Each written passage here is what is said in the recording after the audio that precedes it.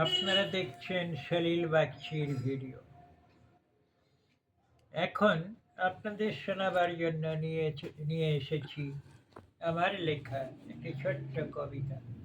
তাই এখন পাঠ করে শোনাই, আপনারা শুনুন, দেখুন। কবিতার নাম ক্লান্ত ডানা।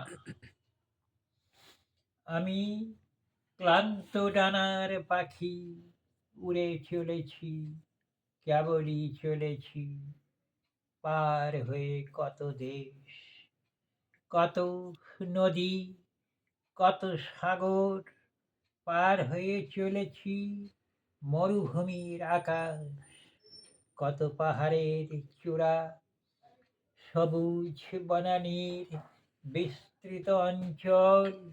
যদি কোথাও থামি একটু, ক্লান্ত এই দেহটাকে দিতে বিশ্রাম, তৃষ্ণা মিটাতে মিটাতে ক্ষুধা, তবু মোর হয় না শেষ চলা।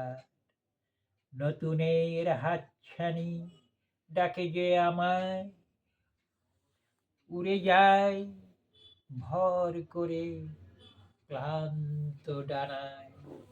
নমস্কার।